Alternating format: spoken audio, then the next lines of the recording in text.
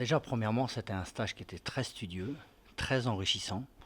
Ça nous a permis d'apprendre beaucoup de choses, d'une part donc footballistiquement bien sûr, mais aussi humainement. Donc répéter des stages de cette nature pour nous est quelque chose qui souhaite donc être fait donc dans le futur.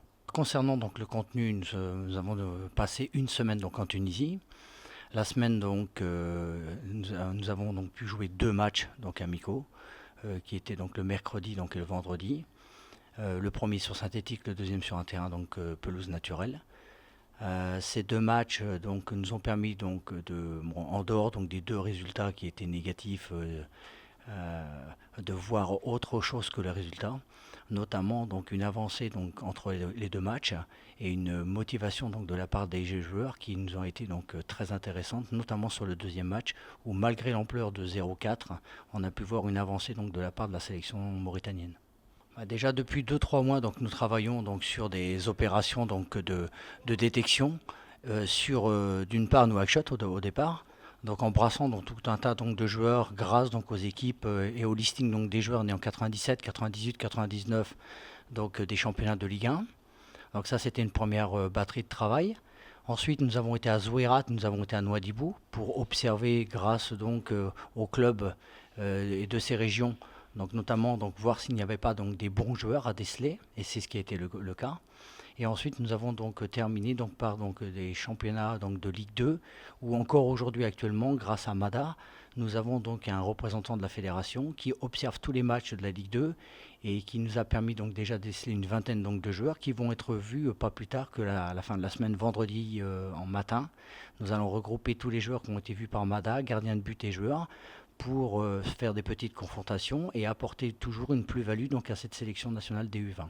Aujourd'hui, on travaille ensemble avec Vincent, qui parle certes en français.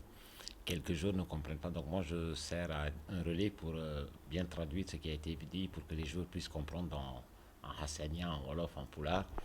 Et ça nous permet un peu de gagner du temps pour ce qui est des exercices et autres.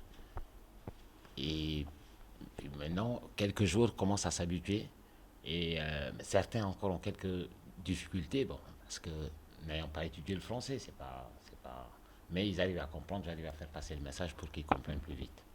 Bon, déjà, premièrement, au niveau donc, du staff, c'est très simple. Toutes les semaines, on entraîne donc les joueurs U20, lundi, mardi, mercredi ou mardi, mercredi, jeudi. Il faut savoir que ces séances d'entraînement ont lieu donc pendant une heure et demie sur le terrain de l'académie, qui nous permet donc de continuer notre approfondissement sur les joueurs, les observations, de donner aussi la chance à certains, parce que certains sont venus en Tunisie, mais d'autres sont restés ici. Nous n'oublierons donc personne, ça c'est bien clair, c'est-à-dire qu'aussi bien au travers donc des championnats de Ligue 1 que Ligue 2, plus le travail qui est fait au quotidien, avec Mustapha et l'ensemble donc des kinés et des intendants, nous observons et nous n'observons pas que le terrain.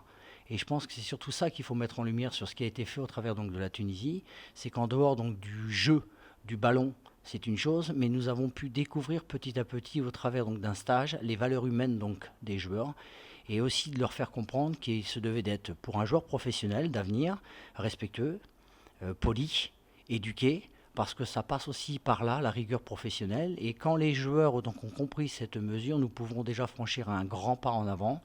Et on le voit, notre avancée n'est pas dupe. Ce qui s'est passé entre le mercredi où nous sommes fait marcher dessus, faut être clair, par la Tunisie, nous avons perdu que 3-1, alors que la logique aurait pu qu'on prenne beaucoup plus lourdement un score qui aurait été, je pense, un peu catastrophique pour nous.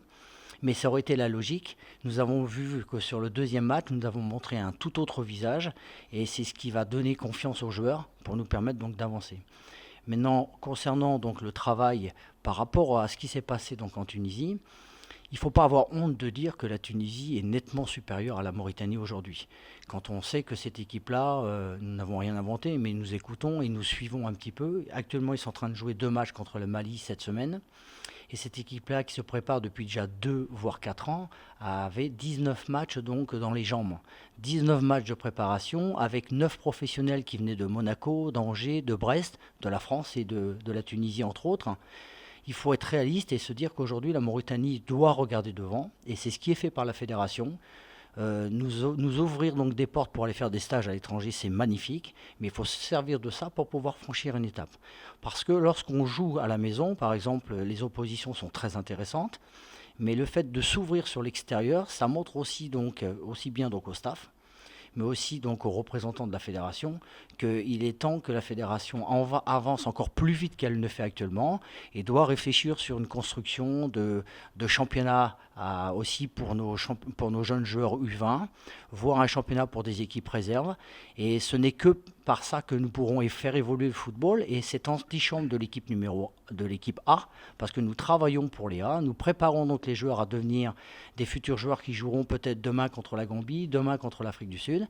Et nous ne pouvons le faire qu'à une seule condition, c'est que tous les jeunes joueurs puissent jouer. Parce qu'aujourd'hui, malheureusement, 50% de nos joueurs qui ont été amenés en Tunisie ne jouent peu ou pas dans leur club parce que malheureusement ils n'ont pas leur place et parce qu'ils sont en dessous donc des joueurs qui sont plus qualifiés et plus grands.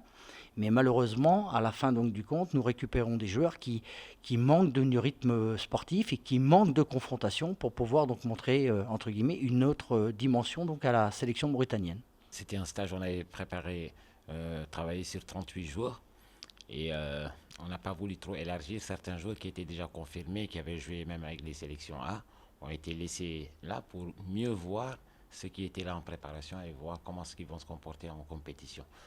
Et dans les compétitions officielles, bien sûr, tous ceux qui sont en âge de jouer ces compétitions seront là présents.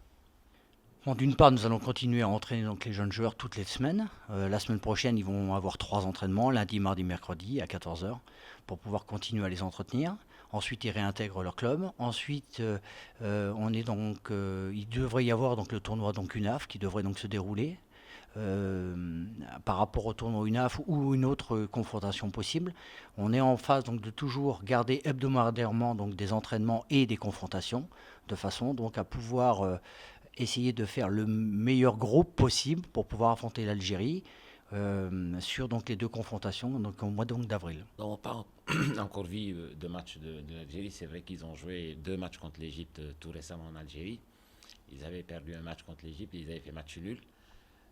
Mais aujourd'hui, en ayant joué avec la Tunisie, c'est à peu près le même profil. Le profil maghrébin, certes, peut-être qu'ils sont un peu moins forts que les Tunisiens, mais cela n'empêchera pas de nous, aujourd'hui, de connaître nos forces et de travailler dessus pour essayer éventuellement de les contrer et faire un bon résultat.